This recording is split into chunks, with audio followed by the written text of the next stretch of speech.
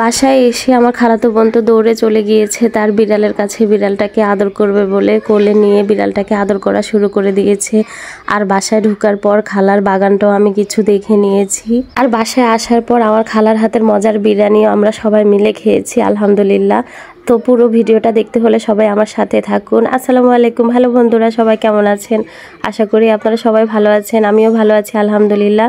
আর এই তো সবাই চলে এসেছি বাসায় ঠিকঠাক মতো। বাসায় এসে আমার ছোট খালাতো বোনটা তো এতটাই পাগল ছিল যে তার বিড়ালটাকে কখন সে আদর করবে, কখন কোলে নেবে। দৌড়ে সে এসে নিজের জামাটাও না খুলে বিড়ালটাকে কোলে নিয়ে আদর করা শুরু করে দিয়েছে। যেহেতু ঢাকাতে আমরা লঞ্চে করে এসেছি আর সদরঘাট থেকে আমার ছোট খালার বাসা খুবই কাছে, তো ছোট খালো যেহেতু এসেছে আমাদেরকে নেওয়ার জন্য, তো প্রথমে আমরা সবাই ছোট খালার বাসায় এসে উঠেছি। আর মেজো ভাইটার বাড়িতে যাব পরে, এখানে কয়েকদিন থাকার পর। তো এখানে দেখছিলাম আমার খালার ছোটোখাটো একটা বাগান বানিয়েছে বারান্দায়।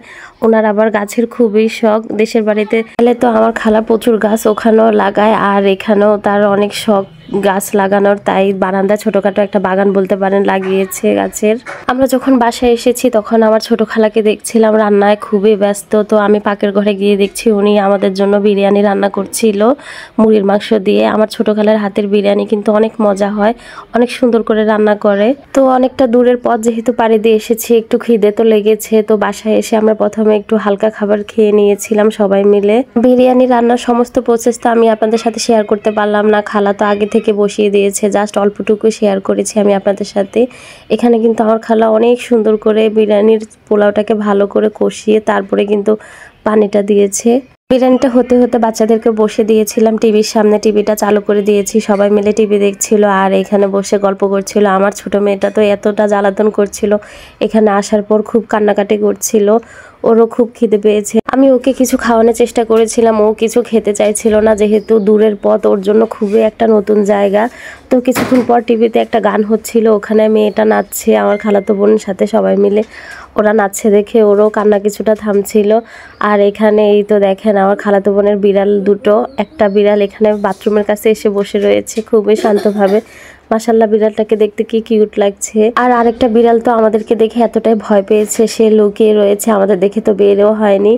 আর এখানে তো বিরিয়ানিটা রান্নাও হয়ে গেছে, সবাই মিলে খেতেও বসে গিয়েছে অলরেডি, বাচ্চাদের খাওয়াও হয়ে গেছে। আমি তো ভিডিও করতে ভুলে গিয়েছিলাম, তো খালা বললো যে তুইও খেয়ে নে।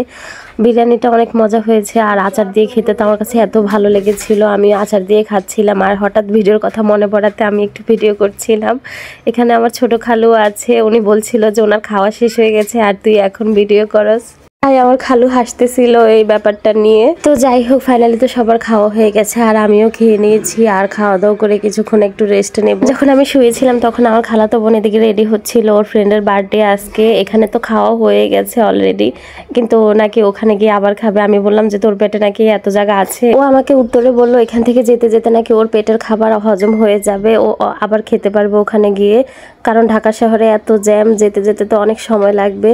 এদিকে তো বসে রয়েছে ছোট বোন, খুব মন খারাপ করে বসে রয়েছে। ও রাব্বির সাথে বাইরে যাবে বলে যেহেতু বাইরে যেতে পারছিল না, আর আমরা ওরকেও একটু অন্যমনস্ক করে সবাই মিলে ছাদে চলে এসেছি। এখানে এসে দেখি একটা বিড়ালকে ওরা বেঁধে রেখেছে, আর ওই বিড়ালটা দেখে আমার মেয়েটা এত খুশি, ওকে দেখে হাসছিল। আর এই তো আমার খালার ছাদেও বাগান দেখছিলাম, অনেকগুলো গাছ লাগিয়েছে এখানে। মরিচ গাছে তো অলরেডি অনেক মরিচ ধরেছে, এখানে কিন্তু আলু গাছও আছে, সাথে মেহেদি গাছও আছে দুইটা।